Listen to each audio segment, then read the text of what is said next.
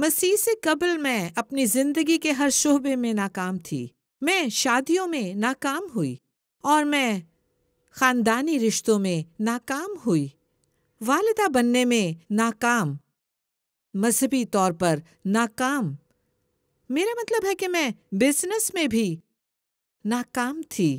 یسوع کے ملنے سے قبل بس ناکام ہوتی رہی، ایسے مقام پر پہنچی کہ مجھے اپنے دماغ میں آوازیں آنے لگیں۔ میں انہیں دکھ پہنچانے والی روحیں کہتی ہوں۔ ایک آواز نے کہا، زندگی جینے کے قابل نہیں ہے، تم اس زندگی کے قابل نہیں ہو، تمہارے لیے کوئی امید نہیں ہے۔ اور میں ان آوازوں کو سنتی اور سنتی رہی۔ ایمان سننے سے پیدا ہوتا ہے اور سننا مسیح کے کلام سے۔ لیکن میں آپ کو کچھ بتانا چاہتی ہوں، ایمان سننے کے وقتوں میں آتا ہے۔ خبردار رہے کہ کیا سنتے ہیں، کیونکہ جلد یا بدیر جو کچھ آپ سنتے ہیں وہ آپ کا ایمان بن جاتا ہے، اور ضروری نہیں کہ وہ خدا کا کلام ہو۔ میری زندگی کے پہلے 28 برسوں کا تصور کریں، مجھے بتدریج دھوکے دیے جاتے تھے۔ میں مانتی تھی کہ خاطر خواہ نہیں اور ناکام ہوں۔ میں نے مان لیا کہ لوزر ہوں۔ میں مانتی تھی کہ موٹی اور بدصورت ہوں، احمق ہوں۔ میرا ایمان تھا کہ میرے ساتھ ہمیشہ ہی غلط ہوتا ہے، کیونکہ خدا کو مجھ سے نفرت ہے۔ میرا ایمان تھا کہ خدا مجھے پکڑنے آتا ہے۔ میرا مطلب ہے کہ اس وقت لوگ میری بات سن رہے ہیں جو سمجھتے ہیں کہ خدا کو ان پر شدید غصہ ہے، اور جو کچھ لوگ کہتے ہیں کہ خدا کو آپ پر غصہ نہیں ہے۔ اب میں نہیں کہوں گی کہ مجھے علم نہیں کہ خدا نے آپ کو نظر انداز کرنا منتخب کیا، یا آپ اس وقت کیا کر رہے ہیں، وہ ناراض ہو سکتا ہے۔ میرا مطلب ہے کہ ہم نے خدا کو مغربی دنیا میں ڈھال لیا ہے کہ وہ ہمارا کہنا مانے گا، ہمیں اس کا تابع دار نہیں بننا۔ بس میں نہیں کہوں گی کہ اس کو آپ پر شدید غصہ نہیں ہے یا آپ کچھ غلط نہیں کر رہے، لیکن میں صرف یہ کہوں گی کہ آپ صلح کر سکتے ہیں، اور خدا کے ساتھ صلح کرنا انسان کے ساتھ صلح کرنے سے کہیں آسان ہے۔ وہ آپ کی معافی قبول کرتا ہے، وہ آپ کی توبہ فوری قبول کرتا ہے، اور وہ آپ کو ایک شفاف آغاز دیتا ہے۔ اور اگر کوئی ایسی چیز ہے جسے آپ یہ نام دینا چاہتے ہیں کہ یہ میرا شفاف آغاز ہے، میں ہر چیز میں ناکام رہی تھی، اس لیے میں خودکشی کی نوبت تک پہنچ گئی تھی۔ یہ سن 2000 کی بات ہے، نئے سال کی رات تھی۔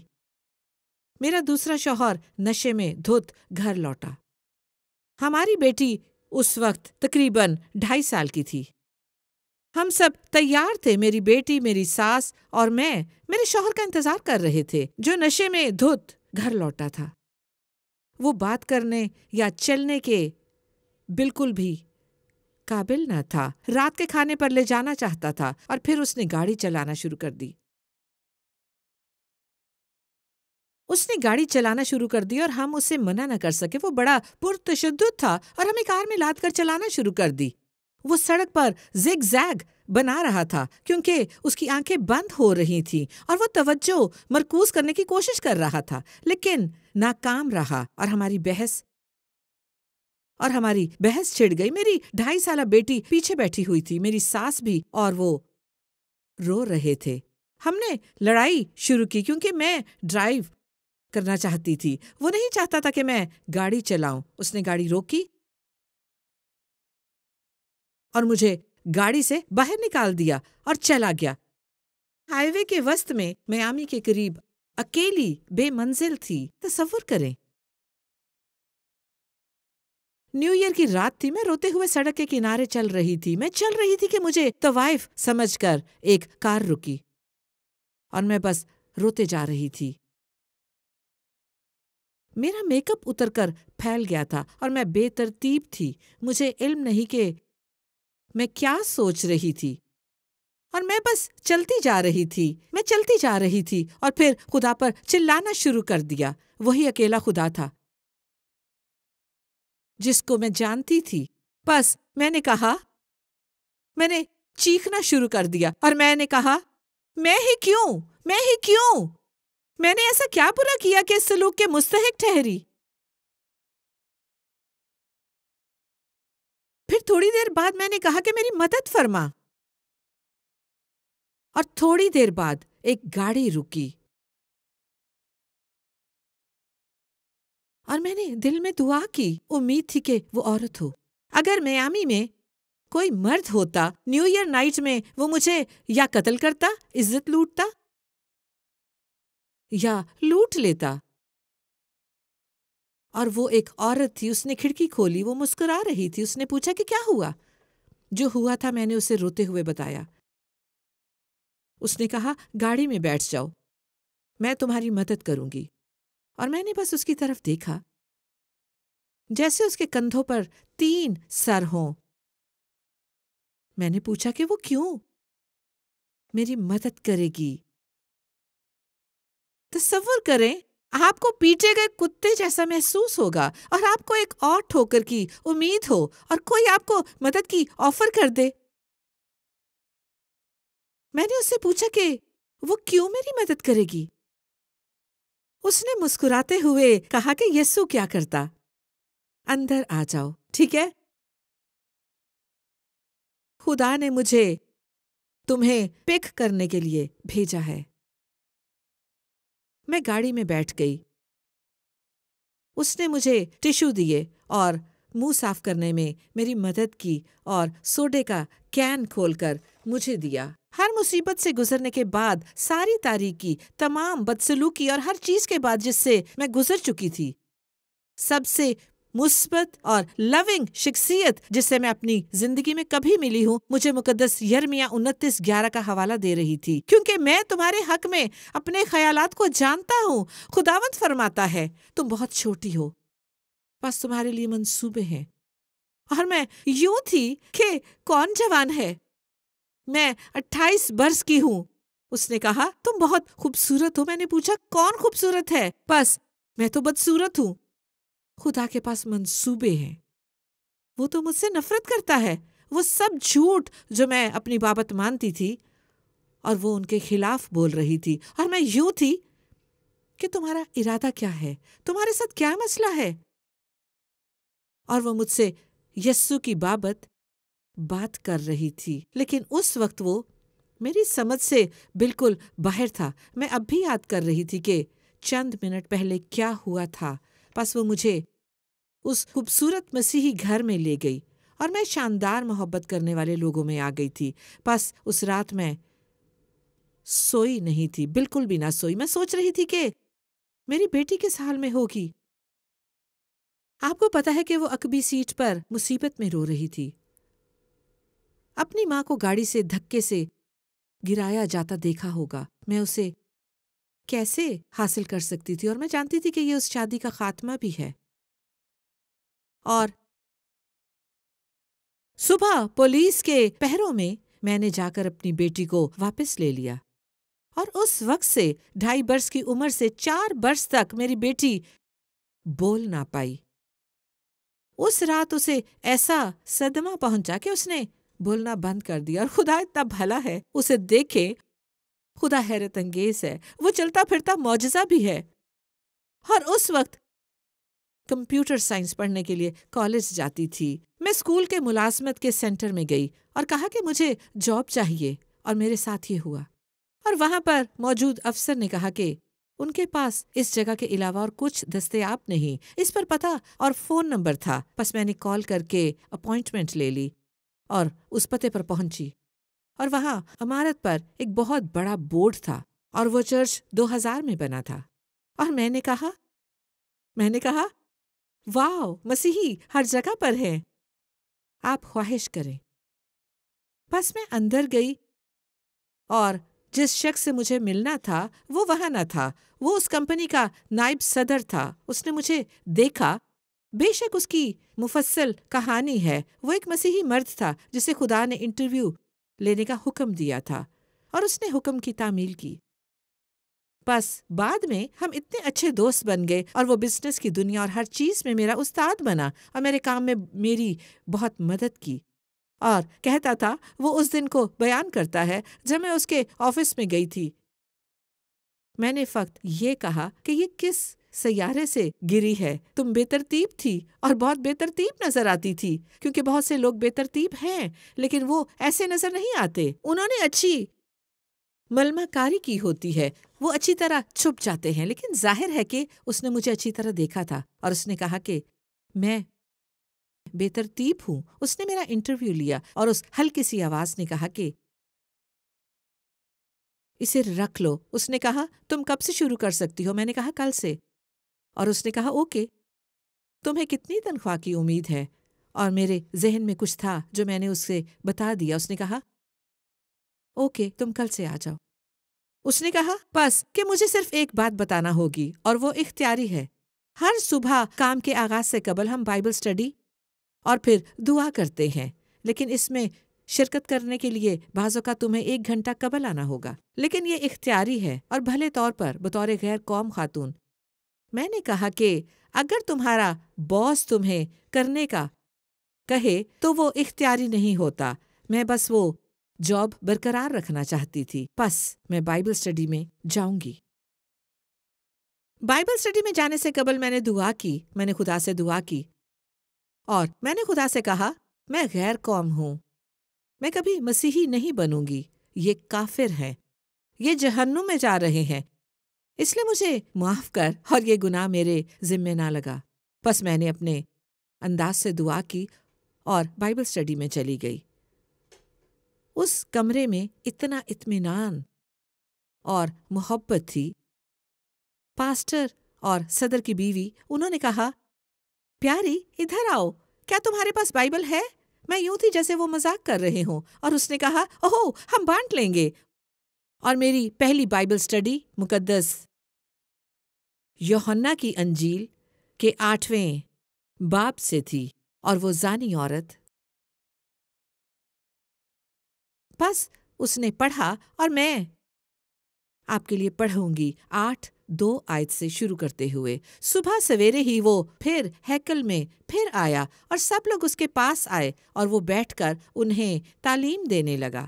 اور فقیہ اور فریسی ایک عورت کو لائے جو زنا میں پکڑی گئی تھی، اور اسے بیچ میں کھڑا کر کے یسوع سے کہا اے استاد، یہ عورت زنا میں عین فعل کے وقت پکڑی گئی ہے۔ توریت میں موسیٰ نے ہم کو حکم دیا ہے کہ ایسی عورت کو سنگسار کریں، پس تو اس عورت کی نسبت کیا کہتا ہے؟ انہوں نے اسے آزمانے کے لیے یہ کہا تاکہ اس پر الزام لگانے کا کوئی سبب نکالیں۔ مگر یسوع جھک کر انگلی سے زمین پر لکھنے لگا۔ جب وہ اس سے سوال کرتے ہی رہے تو اس نے سیدھے ہو کر ان سے کہا کہ جو تم میں بے گناہ ہو وہی پہلے اس کو پتھر مارے، اور پھر جھک کر زمین پر انگلی سے لکھنے لگا۔ وہ یہ سن کر بڑوں سے لے کر چھوٹے تک ایک ایک کر کے نکل گئے، اور یسوع اکیلا رہ گیا اور وہ عورت بیچ میں رہ گئی۔ یسوع نے سیدھے ہو کر اس سے کہا اے عورت، یہ لوگ کہاں گئے؟ کیا کسی نے تجھ پر حکم نہیں لگایا؟ اس نے کہا اے خداوند، کسی نے نہیں۔ یسوع نے کہا میں بھی تجھ پر حکم نہیں لگاتا، جا پھر گناہ نہ کرنا۔ جب میں نے یہ سنا تو اسے سمجھا اور اس نے مجھے چھوا، لیکن میں دل میں ناراض ہوئی، کیونکہ شریعت کے مطابق اس عورت کو سنگسار کیا جانا چاہیے تھا، اور یسوع کو اسے معاف کرنے کی جرت کیسے ہوئی؟ اور اس کو نوٹس کیے بغیر میں نے اپنا ہاتھ کھڑا کیا، اور بائبل سٹڈی کے ٹیچر پاسٹر نے مجھ سے پوچھا کہ آپ عشق نئی لڑکی ہیں؟ جی، میں نے سوچا کاش میں نے یہ نہ کیا ہوتا۔ آپ کا سوال ہے؟ میں نے کہا جی، میرا مطلب ہے کہ اس عورت کی طرح چلیں۔ وہ عورت زنا میں پکڑی گئی تھی، اسے سنگسار کیا جانا چاہیے تھا، وہ معافی کے لائق نہ تھی۔ یسوع نے کیا سوچ کر اسے معاف کیا؟ میں نے یہی کہا تھا، اور وہ مسکرائے۔ پاسٹر نے مسکرا کر جواب دیا، شاید انہوں نے دل میں کہا ہو، بہرحال اس لڑکی کو ہماری بہت سی دعاؤں کی ضرورت ہے۔ انہوں نے مجھ سے کہا کہ وہ زناکار عورت نے کہا کہ معاف کیے جانے کے لائق نہ تھی، خداوند یسوع مسیح کی نظر میں بڑی قدر والی تھی، اور وہ روئے زمین پر آخری ہستی ہوئی جس کے لیے یسوع نے آ کر صلیب پر جان دی، اور اس نے میرا دل چھید ڈالا، کیونکہ میں ہی وہ عورت تھی، میں ہی وہ عورت تھی۔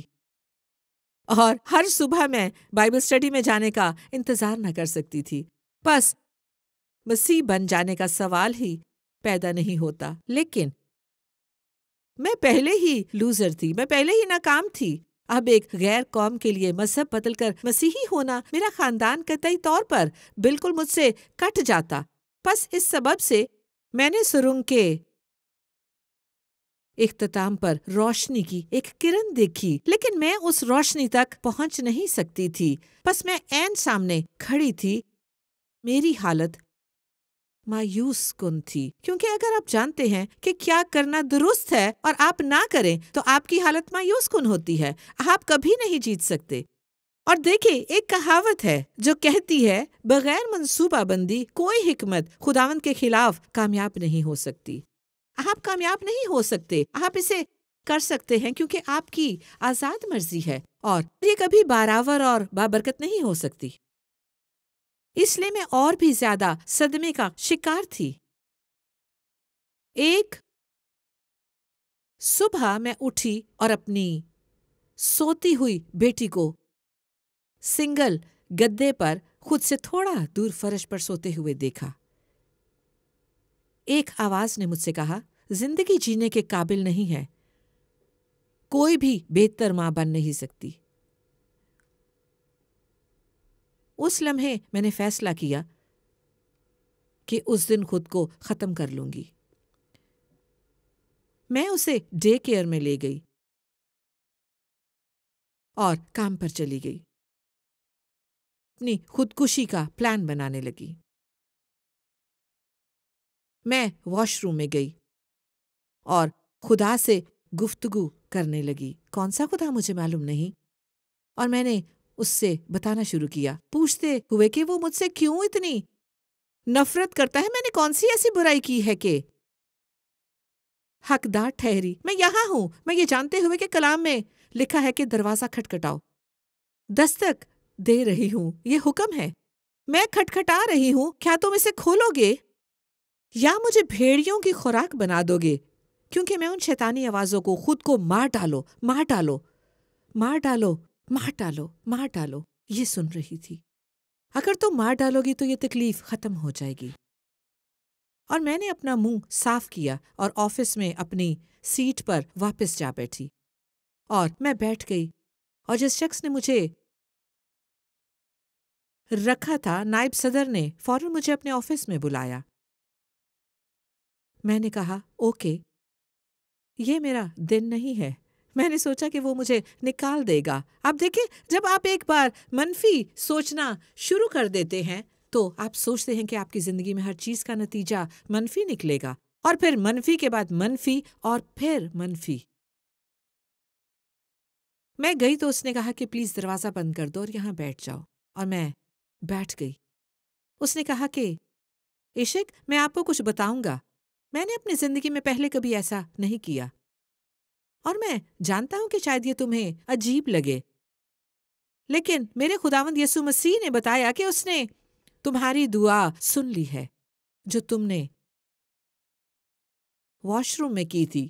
اس نے مجھے بتایا کہ وہ تم سے نفرت نہیں کرتا، اس نے کبھی تمہیں ترک نہیں کیا اور نہ ہی چھوڑا ہے، بلکہ وہ تم سے اتنی محبت کرتا ہے کہ تمہارے لیے موا۔ اور جب تمہیں بے توقیر کیا گیا تو وہ تمہاری طرف تھا، جب تمہاری عصمت دری کی گئی وہ تمہاری طرف تھا، جب تمہیں پیٹا گیا تو وہ تمہاری طرف تھا، اور وہ تمہاری شفایت کر رہا تھا کہ تم ایک دن اس کا انتخاب کرو گی۔ اور اب وہ چاہتا ہے کہ میں تم سے پوچھوں کہ کیا تم یسوع مسیح کو اپنا خداوند اور نجات دہندہ قبول کرتی ہو؟ کیا تم اپنی زندگی اس کے حوالے کرو گی اور اس سے کہو گی کہ تمہاری زندگی کا مرکز بنے؟ میں اپنے منہ کے بل ہو کر اور زاروں کی تار روتی گئی اور یسوع سے کہا کہ وہ میرے دل میں آئے، اور میں صرف ہاں ہاں یسوع آ میرے دل اور میری زندگی میں آ اور رہ، یہی کہہ پائی۔ وہاں کوئی بہت بڑی کوائر نہ گا رہی تھی یا بہت بڑی آلٹر کال نہ تھی، لیکن ایک ہاں نے، ایک واحد ہاں مجھے خدا کی بادشاہی میں لے آئی۔ اور جانتی تھی کہ یسوع حقیقی ہے۔ اس نے میرے تمام مسائل اسی وقت حل نہ کیے، لیکن میں جانتی تھی کہ سرنگ کے آخر میں روشنی ہے، اور میں جانتی تھی کہ میں تنہا نہیں ہوں، میں چلنے والی تھی۔ میں جانتی تھی کہ میں یسوع کے ساتھ چل سکتی ہوں، اور میں جانتی تھی کہ آخر میں روشنی ہے۔ میں جانتی تھی کہ میں یسوع کے ساتھ چل سکتی ہوں، اور میں جانتی تھی کہ میرے کندھوں سے ٹنوں بوجھ اتر گیا۔ وہ ایک مصیبت زدہ، بدسلوکی کا شکار، زخمی، ناراض، قابل نفرت، غیر قوم، خودکشی پر آمادہ عورت اسی لمحے چلی گئی۔ میں اس جگہ سے بطور مسیح میں نئی مخلوق اٹھی، اور میں اتنی زیادہ محبت اور شادمانی سے بھری ہوئی تھی کہ میں سڑکوں پر بھاگ بھاگ کر ہر کسی کو چومنا اور گلے لگانا چاہتی تھی۔ اسی لمحے یہ شادمانی میرے اندر اتری، اور میں نشے میں دھت شخص کی طرح تھی جو کہتا ہو کہ بار میں ہر کسی کے ڈرنک میرے ذمہ۔ میں نے محسوس کیا کیونکہ یسوع میرے دل میں اترا تھا، اور اس نے سب کچھ بدل دیا۔ اس دن سے میں نے اپنی گواہی دینا شروع کر دی، ہر جگہ، ٹی وی پر اور پھر سوشل میڈیا پر۔ 150 سے زیادہ ممالک میں 700 ملین غیر قوم کے لوگوں کے لیے دستیاب نشریات ہیں۔ افریقہ، امریکہ، UK، ناروے، سویڈن، انڈونیشیا اور بہت سے ممالک ہیں۔ خدا نے میری بے ترتیبی کو پیغام میں بدل دیا، اور میں ایسا آپ کے لیے اور آپ کے ساتھ بھی کر سکتی ہوں۔ آپ کو پتا ہے، میرا سابقہ شوہر جو منشیات استعمال کرتا اور عادی تھا، گزشتہ ہفتے میں نے یسوع تک اس نے کہا کہ میں نے کچھ گڑبڑ کی ہے، کیا میرے لیے کوئی امید ہے؟ میں نے کہا یسوع کر سکتا ہے، وہ اپنی مرضی کے مطابق تمہارے لیے کچھ بھی کر سکتا ہے۔ اور پھر میرے ابو جو کہ بہت نسل پرست آدمی تھے، جس کو میں اپنی زندگی میں کبھی ملی تھی، ان کے خاندان کو ترکی کی حکومت نے 15 امریکیوں کو جلا دینے پر سونے کا تمغہ دیا تھا۔ اور چند سال قبل جب میں آرمینیا کے چرچ میں منادی کر رہی تھی تو وہ مجھے آرمینیا کے لوگوں سے بچانے آئے۔ ترکی میں وہ اقلیت ہے، ان سے بدسلوکی اور 5ویں درجے کے شہریوں کا سلوک ہوتا ہے۔ وہ بڑی نسل پرستی ہے، اور دراصل وہ چرچ آرمینیوں کے لیے بڑی نفرت اور نسل پرستی رکھتا تھا۔ والدہ نے نجات پائی اور اپنی زندگی یسوع مسیح کو دے دی۔ وہ شخص جس سے مجھے بڑی نفرت تھی، جو بڑا ظالم، زانی، عورت خور، اب خدا کا فرزند ہے۔ آپ کی بابت کیا ہے؟ آپ نے اپنی زندگی میں کتنی مرتبہ سوچا ہوگا کہ ایک غیر قوم کی عورت نے امریکہ میں چرچ کھولا ہے؟ عشق آبلہ، ایک سابقہ غیر قوم عورت، برسوں گزرنے کے ساتھ ٹی وی پروگرامز اور سوشل میڈیا کے ذریعے غیر مسیحی لوگوں تک مسیح کا پیار لے کر پہنچی۔ عشق کے ٹی وی پروگرامز 6 براعظموں کے 200 ممالک اور فیس بک پر 7 ملین لوگوں سے زائد براڈ کاسٹ کیے جا رہے ہیں۔ 2008 میں عشق نے virtual church dream church Facebook online لائن براڈ کاسٹ کا آغاز کرتے ہوئے تمام رنگ و نسل کے لوگوں کو مسیح کی محبت میں اکٹھا کیا۔ ساری دنیا میں تمام قوموں کے لوگوں نے انہیں براڈ کاسٹ دیکھنا اور اس کی ٹیم کے ساتھ تعلق بنانا شروع کیا۔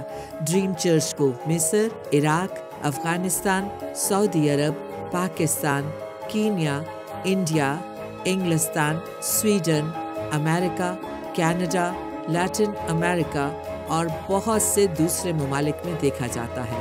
حال ہی میں عشق کو لگا کہ خدا اسے ڈریم چرچ کو نہ صرف آن لائن بلکہ ورجینیا میں ایک حقیقی چرچ کے ذریعہ फैलाने की बुलाहट दे रहा है। आप लोगों को गुलामी से निकाल सकते हैं, लेकिन जब तक लोग वाकई आजाद ना होना चाहें, आप उनमें से गुलामी को नहीं निकाल सकते। आप एक आजाद शख्स हैं, कोई फर्क नहीं पड़ता कि आप कौन और कहाँ हैं। आपको दुनिया के किसी दूसरे मुल्क में गुलाम कहा जा सकता है, लेकिन आप सबसे ज्यादा आजाद हो सकते हैं। बिल्कुल नाकाबिल यकीन है। सबसे पहले ड्रीम चर्च की ये रोया, ड्रीम चर्च का ये ख्वाब कहाँ से आया है? लोगों ने हमें अफगानिस्तान, सऊदी अरब, इराक और पूरी दुनिया से लिखना शुरू किया। उन्होंने कहा कि जहाँ मैं हूँ वहाँ आसूदा नहीं हूँ, या बुनियाद परस्ती के माहौल में रहते हुए हम चर्च नहीं जा सकते। लोगों ने कहना शुरू किया कि ये मेरा चर्च है, ये मेरे ख्वाबों का चर्च है, और हमने वर्चुअली शुरू कर दिया। तो फिर खुदा ने मुझे फिर गैर हकीकी को हकीकी चर्च बनाने की बुलाहट दी। मैंने बहुत से आजाद लोगों को जेल में देखा है, और ऐसा तो मैंने जेल के अंदर भी नहीं देखा। क्यों? क्योंकि वो अपनी जिंदगी यीशु के हवाले कर देते हैं। जेल की दीवारों में वो आजाद मर्दों की तरह रहते हैं। ये ऐसी चीज है जो बढ़ेगी और दुनिया भर में फैलेगी। खुदा चाहता है कि उसके लोग उसकी मोहब्बत का तजुर्बा पाए। मुझे ये बहुत पसंद है, मुझे ये आज़ादी बहुत पसंद है। ऑनलाइन इबादत देखी है, आप उन तरीकों का जिक्र करें जिन्हें आप चर्च में एक अच्छी तहरीक गिनती हैं। हमारी रोया लोगों को कुव्वत देना है और उनको चलाना है। और आज रात खुदा आपकी शनाख्त रिलीज करना चाहता है, क्योंकि आज यहाँ लोग इस उम्मीद से बैठे हैं, लेकिन अपनी गर्ज खो चुके हैं। बिलाखिर हम बेदारी की उम्मीद रखे हुए हैं। हम बेदारी और अजीम बेदारी के लिए खुदा से दुआ कर रहे हैं। ड्रीम चर्च के लिए आपका क्या ख्वाब है? मेरा ख्वाब है कि जो भी आए वो खुदा की मोहब्बत को महसूस करे, उन्हें लगे कि वो खुदा के खानदान का हिस्सा है। और ड्रीम चर्च के लिए मेरा ख्वाब तमाम कौमों में बेदारी की आग का शुरू होना है। जब आप ऐसे वक्त से गुजर रहे हो और आपको कुछ ना लगे और कोई आपकी मदद ना कर सकता हो या समझ सकता हो, और अचानक कुछ हो जाए, एक लम्स, एक सांस या हवा की सूरत में वो आए और एक टच से सब कुछ बदल दे। सिर्फ एक टच। आपको पता है कि आपकी जिंदगी कभी भी फिर पहले जैसी ना रहेगी।